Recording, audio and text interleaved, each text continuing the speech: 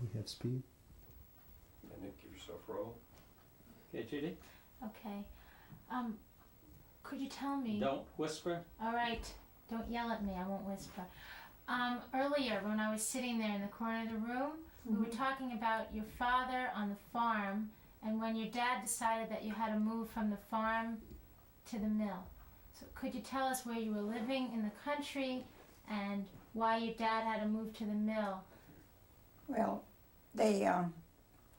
because the boll weevils were eating up the cotton, and you couldn't make a living.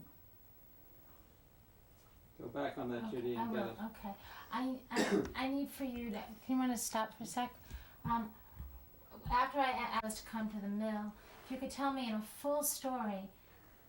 Why we left the farm? Exactly. But before you tell me why you left the farm, if you tell me a little bit what you did on the farm, and then what the problem was, and then why you had to leave. We picked cotton. Okay. Like I said, you did, and then this is why we had to leave. We lived out from Roanoke, Alabama, and that's where we did our shopping. And we picked cotton, and you know, had our chores just like most people do in the country, and liked it. But we got to where we couldn't make it. My dad couldn't make a living on the farm, so we moved to Roanoke. Roanoke, Alabama, and we went to work in the mill. So that we had to go to work. There was 12 children, and I had to go to work when I was 10 years old.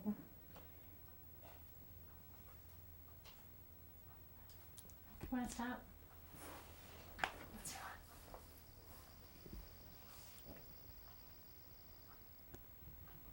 So that was very, very early, but I wasn't the only one. There was a lot of people that did the same thing.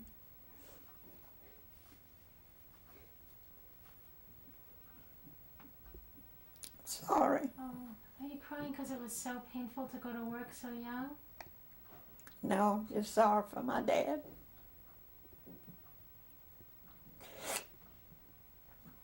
Anyway, I went to work when I was 10, worked there 2 years, and left there and went to Lynette, Alabama. And I worked there about 2 years and got married. So it was much better in Lynette than it was in Roanoke, Alabama. Why were you so sorry for your daddy? Because he had such a hard time. Tell me explain why your daddy had such a hard time and say your daddy. My daddy, I had to work so hard to make a living for all us children. That's the reason I don't like big families. You can't do for them like you should. Nice work, Judy. Yeah. Oh, sorry, George. I'm sorry. Okay. Now, in Roanoke, Alabama, when you were Sorry, sir. 10, you went to work. That's right. Okay. Now, tell us about the first time you went into the mill when you were 10 years old. I was scared. Okay. Start with a full sentence. I was scared. I was scared. I worked at night, and I had worked 12 hours then, and you was fit to be tired when you worked 12 hours.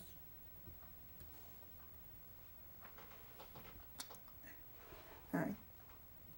What did you do in the mill? Tell me A about your spinning job. room. Worked in the spinning room. Spin thread, you know. Now, you told me last time you were here that you were just a little bitty girl. Yeah, I was. So- I had to I was stand on a stool, reach work, spinning.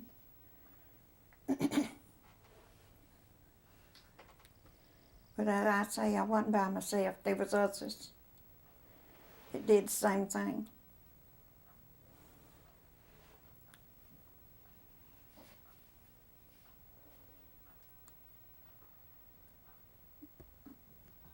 Hi. Hey. Last time I asked you to try and as hard as you can describe to me what the alley looked like and how tall the frames were and how many frames you had to work. And I want you to do that again and start with explaining that you did have to stand on a box, and then describe the alley as best and as descriptive as you can. Well, they were just row enough for the dolphins to go down to pass you in the spinning room. It's just a small space, you know, for them. See, they doffed all this, put this thread, this cotton on the spools, on the little spindle things there. And so that's what we did when one would break, where we would pick it up. And then we had to wipe under the, what they call a roping. Have to wipe under the roping ever so often. And as you asked me if I ever had any time to spend with the other, to talk with the other people, you did not have time to talk. You was working from the time you got there, unless you went to the bathroom. And you carry your lunch, and if you didn't carry your lunch, they had what they call a dope wagon to come around, and you bought your lunch if you didn't carry it. So we barely had time for that and your drinks. So it was pretty rough. Pretty rough. How did a little bitty person like you reach those looms? Tell Judy. I Talk to me. stood on a stool and reached them. I done very well at it.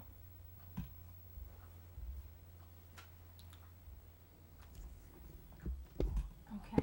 Now, tell me, I want to know how many frames you had to run, and again, how fast, if it moved fast, if Fast. it moved fast.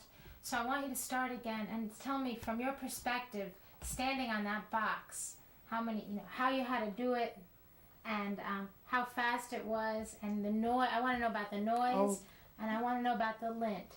So I want you to think about that. I want to think about you start from standing on the box and then go through that kind of description for me, because I've never been in a mill. Mm-hmm. Well, as I say, I started off at 2 frames, and I got so good at it till I had 12 frames before it was over. Now, I don't know whether the 12 frames was there in Roanoke or Lynette, but I know I started off at 2. You have a teacher to teach you, you know. And what happens, you just have to keep your eye on them all the time. And if one breaks, well, you got to be right there to fix it. And a lot of times the doffers don't put it on there right, and you have a time with it, with the cotton going everywhere, you know. No, but if you have a good doffer, you don't have too much trouble. So I happen to have a pretty good doffer when I was going. Excuse me one moment. What pictures in your mill? A lot of times. Okay. I want you to again tell us which mill it was. We're gonna start. I want you to say which mill. I want you to again tell me what mill you were in. Wait. And again, I want you to tell me. I stood on a box. Okay. Not from inside a living room on a beautiful chair, but on top of a box in Roanoke, Alabama. Maybe it's 10 o'clock at night and you've been there 4 hours. Mm-hmm. So maybe you're tired. So, but again, I need you to explain to me. I have to stand on a box to reach a roping, but the spinning is here. You understand? Down here where you put your spools. And but when I had to stand on a box, that was to wipe the roping. I'll put some roping up there, you know, when it runs out. And I didn't have to stand on the box with this down here, but it's when I had to reach up for the roping. And I don't know what else to tell you. I don't know how fast it goes. It's loud. You can't hear nobody talk. If that's what you want to know about. It's just impossible to hear anybody talk unless you just yell. And so we never had a break at any time while you was on 12 hours. What if you were thirsty and you wanted to take a drink? What if you needed to go to the bathroom? And start with a full sentence about Well, not being if able you to did, take a break. if she's friend enough to watch your frames while you was gone, you'd let her watch. You'd get her to watch them. You would watch hers when she went to the bathroom. You understand? What about the heat? Okay. Oh, it was Talk to me. hot in there. Please talk to me. How hot was it? Oh, I don't know. It was real hot. They wouldn't allow a window open, not one. They claimed that draft, made the machines, the threads break and all that roping. And we just didn't have any air in there. No fans or nothing. Could you tell us what it was like going to there as a 10-year-old and getting out the next morning, and what did you do? Okay. Go home, go to bed. Okay. Wait, I want you to describe what it was like to go in at 6 o'clock at night. Did you walk there with the other kids when you walked in? Did you It's go straight to walking your distance from the house. alley? Okay, start with a full set. Start from the top. It was walking distance from the house, and at 6 o'clock I go into the mill, and then continue and explain to me going right. Okay. Well, we left home around 6, and we got there about 6, and we worked 12 hours, and you started work immediately after you got in there, and of course you had supper and everything at home, but you wanted a snack, about 12 o'clock. You either carried your lunch or you bought it, and you got off 6 next morning, and as far as being how I felt, I was scared to death when I first started, but after I got used to it and all, I thought the bosses was going to be real mean, but they wasn't.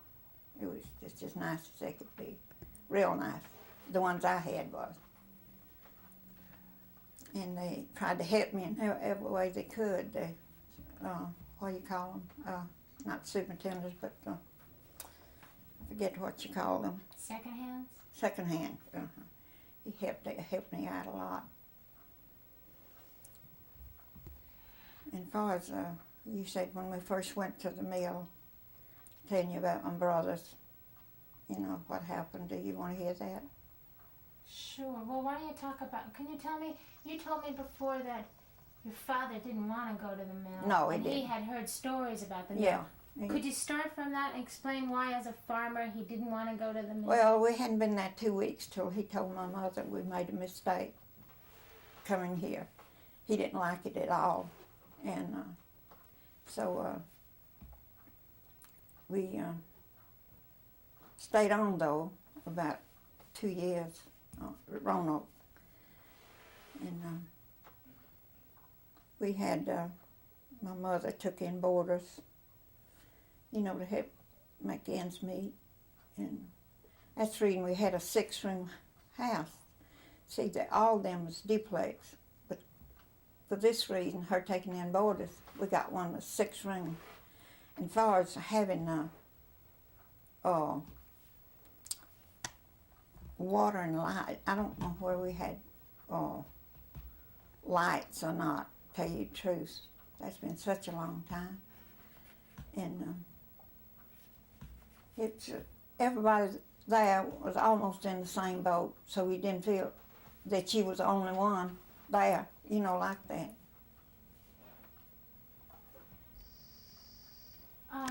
What about education? Yeah. Well, Tell us about your education, and then how you taught yourself or practiced how to read later on. yeah, we didn't have much time. They had a teacher on Saturdays, and then you could if you had the time, you could have your books and you know, study the little time you had left. And Could you start explaining that to me? Oh, about my education. Well, I only went up, I don't know, whatever it is for you, to the 2nd grade, and then I went into the mill, so I didn't have much more time. no, it didn't. Okay, I need a whole story. You understand? It's like me opening. It was, you get very little education when you get hung up in a mill like that. You just don't have the time. So what you get, you have to fight for it. How did you do that? Well, I just took time. I didn't get too much, so I just done the best I could. And so did the other children. It's just not a place to raise children, I don't think. I wouldn't want one of mine to go through what I went through at all. And I said then that mine would never go through what I did. You brought home money for your parents. Yes, You must have felt proud of doing that. I did. Could you tell Judy that? Talk to me about how proud you felt. Yeah, I remember the first check I got. I went home and gave it to my dad. And I felt like I'd really done something.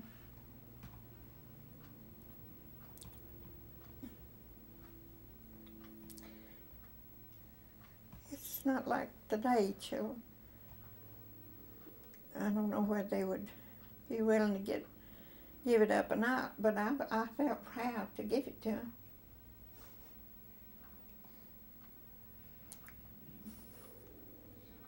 I'm sure your father. Oh yeah, he was a good man.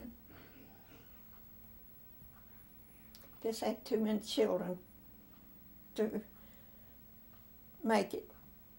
You know, back then people had big families.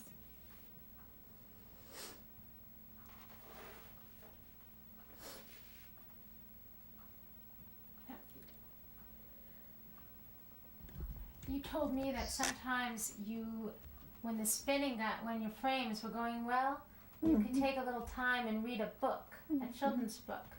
Could you tell me that story? That is such a beautiful image. I went home from here really very grateful that you gave me that picture in my head. Oh, I don't know, it's been so long ago. I'm trying you to describe. You just described it for me the other day. Try and describe it again, huh? I don't think I want to talk about it. Okay. Now, I'm sure you and your family, your brothers and sisters, you must have had some time to have some good times with each other, didn't you? We did. We got along just beautifully. Can you tell me about your family that way? Yeah, the first set of children was girls, and had two older sisters, and we really enjoyed each other. Last set was boys. Of course, they were a little hard to handle when they come along, you know. But we got along fine.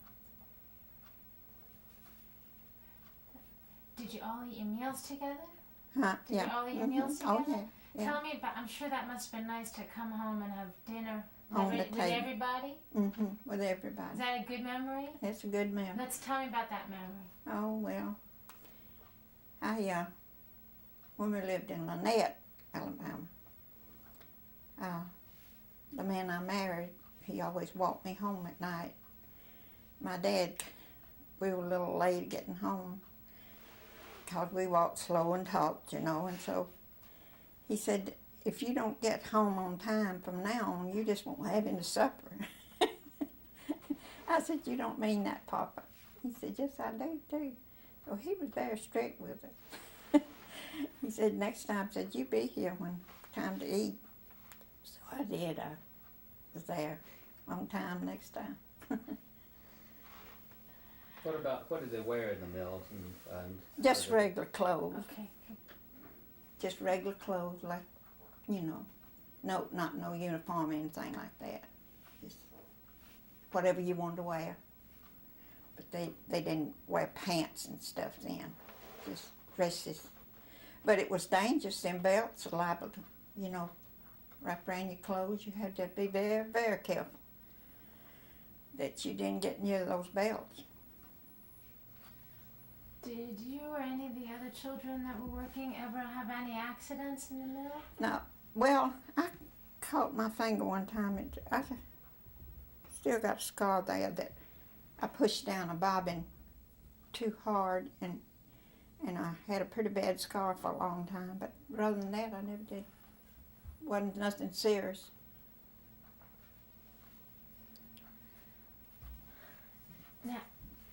Okay.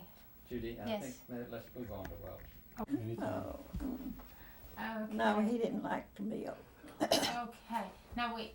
Whenever we're ready, we're ready? Yeah. We're good. Okay. Now I want this man that would walk you home, your husband. Did you meet him working in the mill? Mm-hmm. Okay. Tell me how you met him, how you courted, and then how you left the mill. Well, I met him at a ballpark. Say his name. Marvin Lindsey. I met him at the ballpark at Shelmont, Alabama. And so we went together about a year, saw each other every day. And so he left and went to LaGrange, and he just never did like the mill at all. And so I thought we just, really busted up for good. He come back. So he said, I'm going to get you out of that mill. I said, how? He said, I'm going to get you out of the mill. So he said, how about marrying? Let's get married. And I said, oh, I'm too young to get married. He said, no, you're not. So I married at not quite 16. I've been happy ever since, up until he died. Never did separate or anything. He was just a real man to me. Now, how did it feel to get out of the cotton mill? And please say cotton mill and explain how it felt. Oh, it was nice to get out, real nice, because I wasn't that crazy about it at all. I just, like I said, I just went to work because to help my dad out. And so the man I married, he didn't like the mill, and right away he went in business for himself. And at Hoganville, he had a finger in the pie and everything, about the cattle and car salesman, and worked about 3 or 4 men in a filling station in the garage. And he just done real well. And he didn't have, he didn't finish college or anything like that, but he was a smart man. But they was a pretty big crowd of them too. His daddy died young, and he had to be the dad for the rest of the family. So that made him, be a good provider. Now, a lot of people I've spoke to look down at cotton mill people. Oh yeah. Now, you were in there and then you were out. Mm-hmm. You were in a peculiar situation. That's right. Can you talk about that? Explain that situation that you were in, and talk about being in the middle of both worlds. Well, it wasn't as bad in Lynette as it was at Roanoke. They didn't look down on you there as much as they did up there, and they didn't work you as hard as they did at Roanoke. It was, if I'd have been a man, I couldn't sleep at night working people at 10 years old, 10 and 12 years old. That's the way I feel about the mill. And I know there's good people there, but I just don't believe in shouldn't have hired nobody at that age. That's the way I feel about it. So you came to Hogansville. Yeah. She smiles already. Hogansville. You come to Hogansville. Yeah, that was our dream place. And he just, Could you say Hogansville was our dream place? Hogansville was our dream place. Yeah. We come there with nothing, and Homer Welch, the guy that was head of the union, got Marvin to come up there. he said, Martin, you've got a good head on your shoulders. Says, I want you to come up there and go in business. He said, heck, I don't have the money to go in business. And he said, you make it. And the first thing he started off with was a grocery store. Well, there was Plainer Mill right across the street from us. All them people at Plainer Mill traded with him. And then from that, he started buying used cars and selling them. And then he moved right downtown. This was right on a highway in Hogansville. And so he had 2 stations down there and had about 6 men working for him.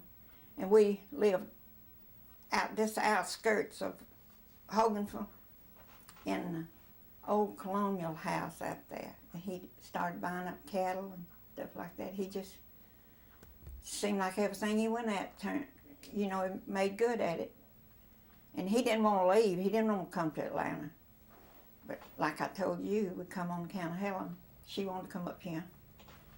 And he didn't have 2 girls, and he thought they was just it. And I said, you mean we're going to sell everything and go to Atlanta? He said, we certainly are. If she's determined she's coming to Atlanta, I said, we're going too. So we did. And he did pretty good here in Atlanta in business. He never did work for nobody else much. He always had a business of his own. I want you to think back to Hogansville and your husband getting out of the mill in Lynette, Alabama. And you might mention Lynette, Alabama, so everyone knows what state we're in. And explain why it was so important for your husband to not have a boss or to be his own boss. But please start with a full sentence. I don't know. I really don't know that. He just felt like he could make more, by being in business himself. He had a good personality. Everybody liked him. So I guess that was the reason. He'd rather be. And we come to Atlanta, and so he did get a job in Atlanta at the fastening place. He didn't like it. He didn't like it at all. So he finally got a business of his own. Helen's husband and him had a business out on Gordon Road. He just didn't like it, working for those fellas. I want to go back to Hogansville. Okay. Yay, Hogansville. And I want to talk about Hogansville and you not working in the mill anymore, and what you know about people, what people thought about folks who worked in a mill, and you being whose husband worked in They business. was a little. Let's start the sentence again. I cut you off. There was the mill people thought that the people in town looked down on them. But I tell you one thing, them mill people had as much, if not more, than some of the people uptown. They had their house furnished real well, and all of them had nice cars and all that. My husband said, well, I'm not saying a thing in the world about them. Said they're all nice to me, and I've got customers at the mill. I got customers here in town. Said I like them all. And so he just, the only time his business fell off any at all is when he let Homer Welch use his truck for the people that striking, And they didn't like that much. So finally he got his business back though. But there was a little fusement there for a while. Okay, we need to change tapes, please. Okay. We're doing